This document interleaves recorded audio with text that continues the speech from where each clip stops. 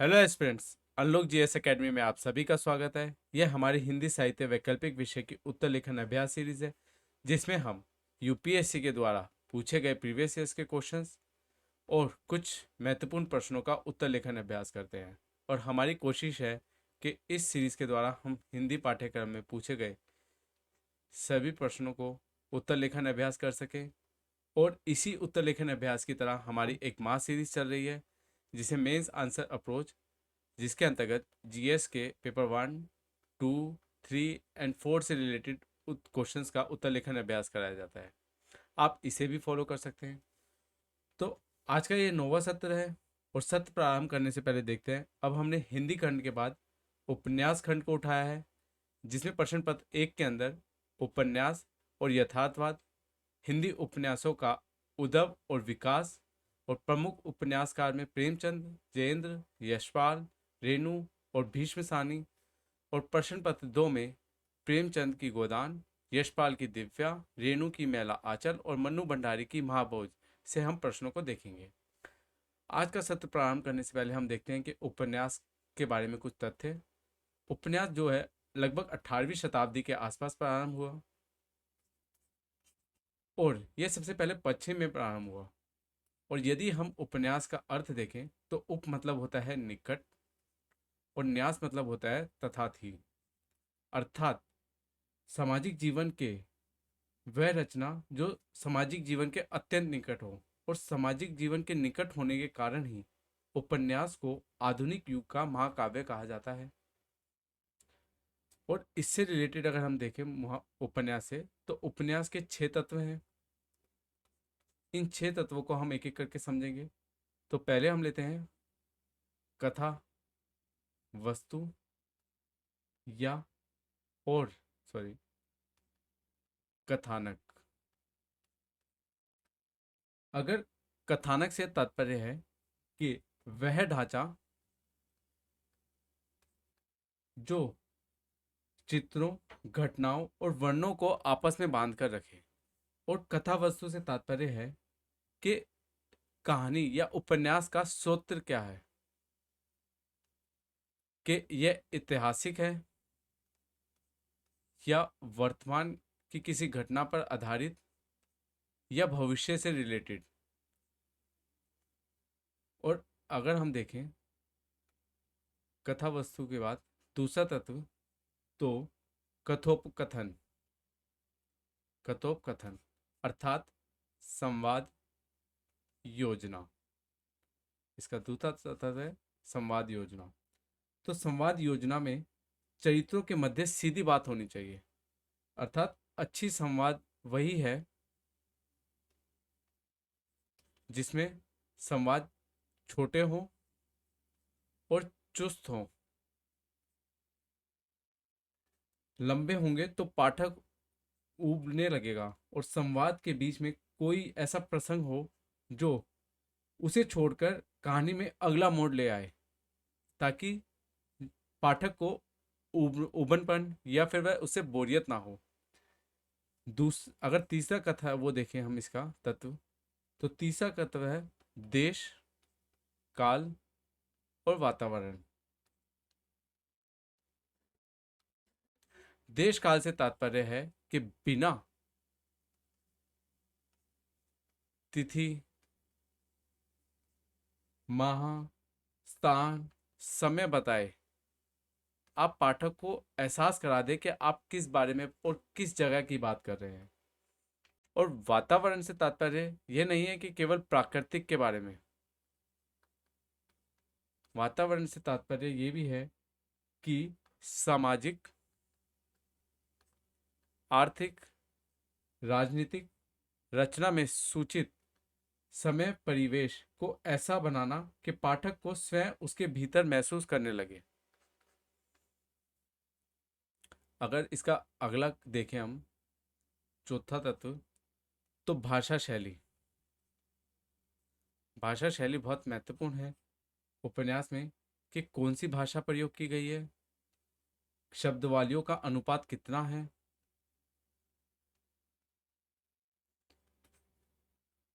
गोदान और महाभोज में देखा जाए तो आम हिंदुस्तानी भाषा का प्रयोग किया गया है। लेकिन अगर हम दूसरी तरफ देखें कि स्कंदगुप्त में या दिव्या में तत्सम हिंदी का प्रयोग किया गया है, और भाषा शैली के अंदर मुहावरे कितने हैं या फिर लोकोक्तियाँ कितनी हैं, प्रतीकों का, किस तरह के प्रतीकों का, बिंबों का प्रयोग किया गया है, ये सब बहुत महत्वपूर्ण रखती है। अगर इसका अगला तत्व देखें, पांचवा तत्व, तो चरित्र योजना। चरित्र योजना, चरित्र योजना कैसी है? तो विभिन्न चरित्र योजना में आंशिक रूप से स्वयं को प्रक्षेपित करता है।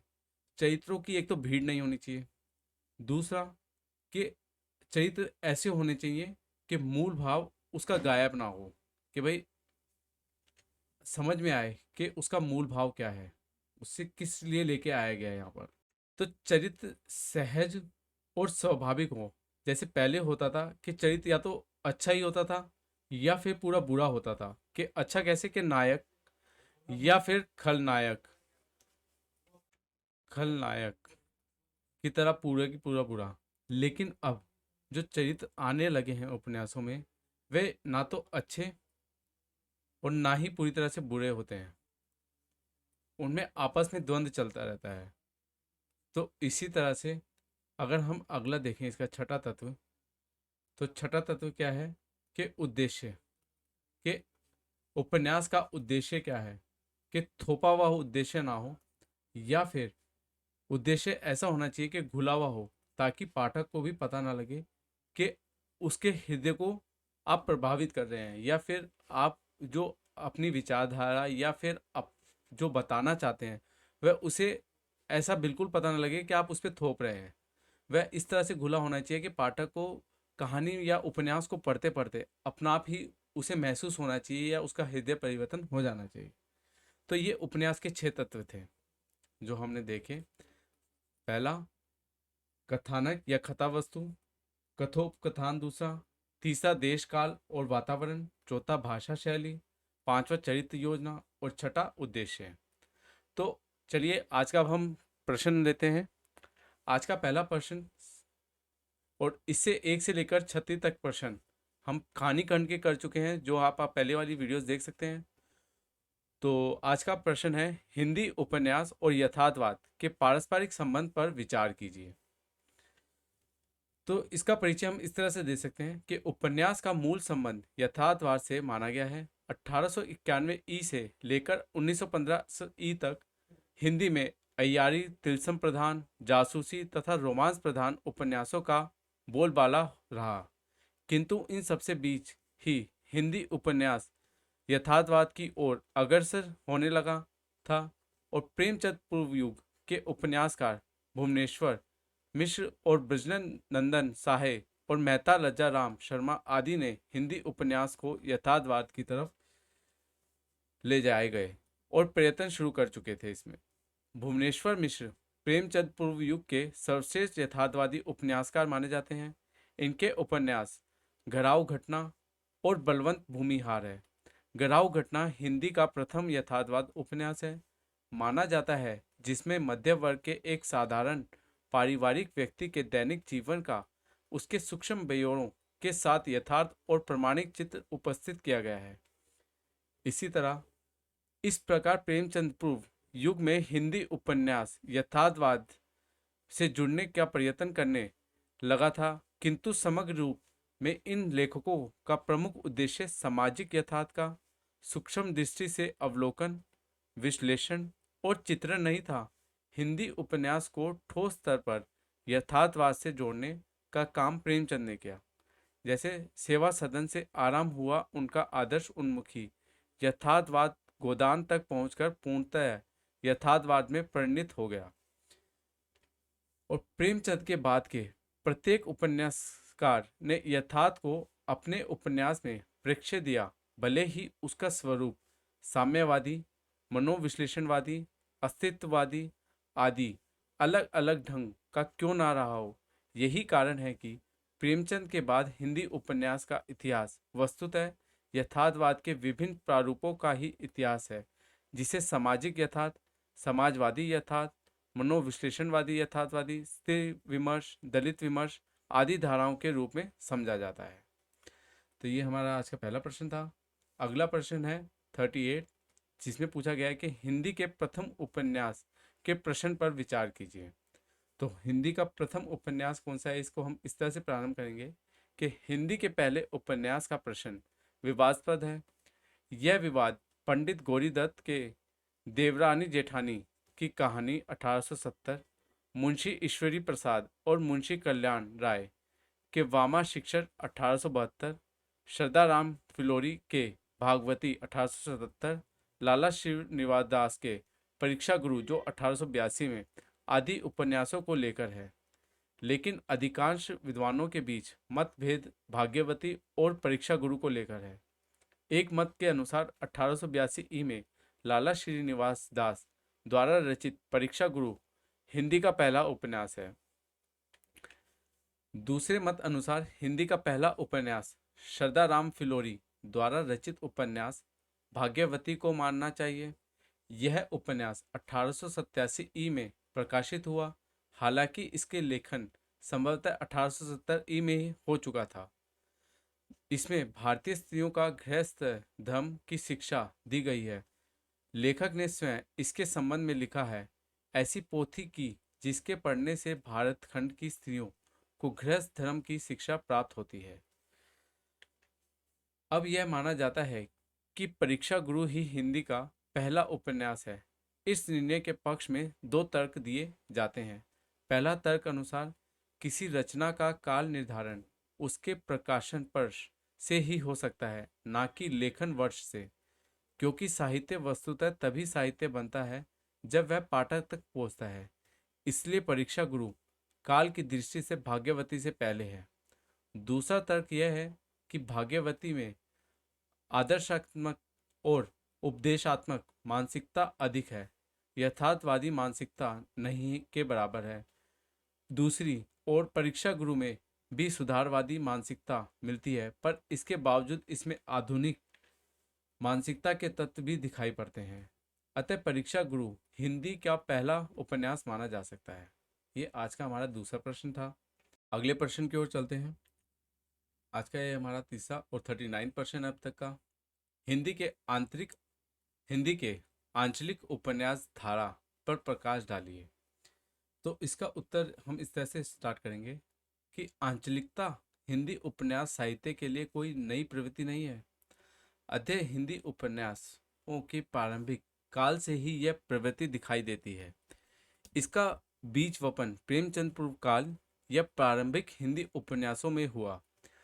प्रेमचंद युग में अंकुरण हुआ और प्रेमचंद उत्तर या स्वतंत्रता उत्तर काल में पल्लवन एवं विकास हुआ। इसका प्रेमचंद उत्तर हिंदी उपन्यास में रेणु के उपन्यासों मैला आंचल का प्रकाशन एक क्रांतिकारी घटना है। इनमें अंचल का नायक तत्व, चरित्रों की अधिकता, अंचल के भू आयामी जीवन का अंकन, कथा का बिखराव, देशज भाषा का अत्यधिक प्रयोग आदि आंचलिक उपन्यास की प्रमुख विशेषताएं हैं। 1950 के बाद आंचलिक उपन्यासों का तेजी से प्रसार होने के पीछे कुछ निश्चित सामाजिक आर्थिक कारण काम कर रहे थे। इनमें प्रमुख कारण है, आज़ादी के तुरंत बाद लोकतांत्रिक प्रणाली की शुरुआत हुई और उस समय अधिसंख्यक जनसंख्या गांव में रहती थी। अतः स्वाभाविक था कि धीरे धीरे राजनीति में गांव की भूमिका केंद्रीय होती जाए। इस कारण ग्रामीण जीवन की ओर राजनेताओं और मीडियों का साथ साथ बुद्धिजीवियों व साहित्यकारों का भी ध्यान गया।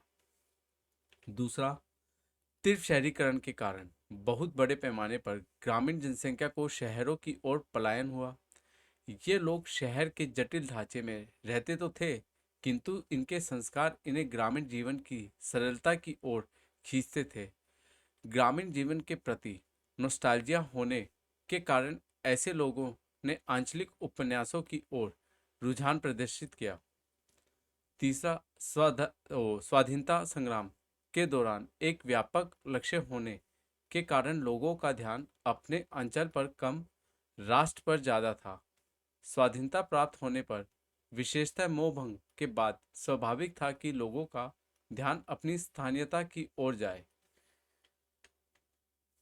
हिंदी के प्रसिद्ध आंचलिक उपन्यास जो हैं उनमें रेणु का मैला आंचल और प्रति परिकथा, मासूम रजा का आधा गांव, उदय शंकर भट्ट का सागर और लहरें और मनुष्य।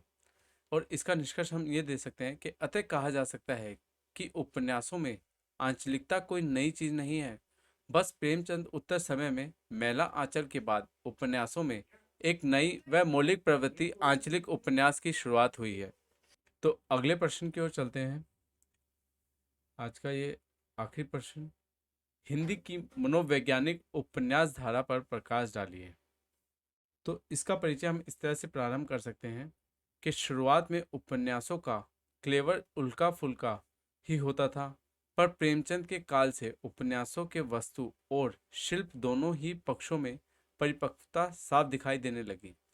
प्रेमचंद युग में तो जयेंद्र, अज्ञे, इलाशचंद्र जोशी आदि लेखकों ने हिंदी उपन्यास को एक अलग ही ऊंचाई पर पहुंचा दिया। प्रेमचंद उत्तर हिंदी उपन्यास की एक प्रमुख धारा मनोवैज्ञानिक उपन्यास धारा है। सिगमंड फ्रॉइड के मनोविश्लेषणवादी उपन्यास की संज्ञा दी जाती है। और इन उपन्यासों में जो मुख्य विशेषताएं देखने को मिलती हैं वे इस प्रकार हैं। पहली, इनमें घटनाएं बेहद विरल होती हैं क्योंकि इनमें घटनाओं से ज़्यादा महत्व चिंतन, मनन, मंथन और विश्लेषण का है। दूसरा, इनमें पात्रों की संख्या अत्यंत सीमित होती है किंतु पात्र के आंतरिक व्यक्तित्व का उद्घाटन अत्यंत सूक्ष्म और भूआयामी तरीके से होता है। तीसरा, इनमें बहिर्जगत के स्थान पर अंतर्जगत कथा वस्तु के केंद्र में स्थापित हो जाती है। चौथा, इनमें भाषा अत्यंत प्रतीकात्मक हो जाती है क्योंकि सीधी सपाट भाषा में मन की गहराइयों को व्यक्त करना संभव नहीं होता। मनोवैज्ञानिक उपन्यासों के कुछ उदाहरण हैं: जयेंद्र के परख और त्यागपत्र, अज्ञे की नदी के द्वीप, इलाशचंद्र जोशी की जिप्सी जहाज का पंछी। और प्रेम भटनागर लिखते हैं, प्रेमचंद उत्तर युग में कथा का हास हुआ और उपन्यासों ने मनोवैज्ञानिक वस्तुशिल्प को अपनाया। कथा जीवन सरिता से हटकर मनोगति के शिखर की ओर खिसक गई है। अर्थात के पहले घटनाओं पर उपन्यास लिखा जाता था, एक घटनाओं की श्रृंखला होती थी, लेकिन अब एक छोटी सी घटना पर पूरा का पूरा उपन्यास और इस तरह से लिख दिया जाता है कि व्यक्ति की मनोस्थिति के बारे में उपन्यास लिखे जाते हैं। तो इसका निष्कर्ष हम लिख सकते हैं, अतः मनोविज्ञान का सर्वाधिक प्रभाव हिंदी कथा धारा में दिखलाई पड़ना कोई आश्चर्य की बात नहीं। मनोविज्ञान के प्रभाव से हिंदी उपन्यासों का वस्तु और शिल्प पूर्ववर्ती उपन्यासों से एकदम अलग हो गया है। बाह्य घटना चक्र गौण हो गया है और पात्र संख्या सीमित हो गई है। चेतना प्रवाह पद्धति का इतना अधिक प्रयोग हुआ है कि इस काल अवधि में रचे उपन्यासों को चेतना प्रवाह के उपन्यास तक कहा जाने लगा है। तो आज का ये हमारा आखिरी प्रश्न था। और हैंड रिटन नोट्स के लिए आप टेलीग्राम चैनल ज्वाइन कर सकते हैं, इंस्टाग्राम पेज लाइक कर सकते हैं एंड फेसबुक पेज लाइक कर सकते हैं, और unlock GS academy channel subscribe करें and press the bell icon for new notification.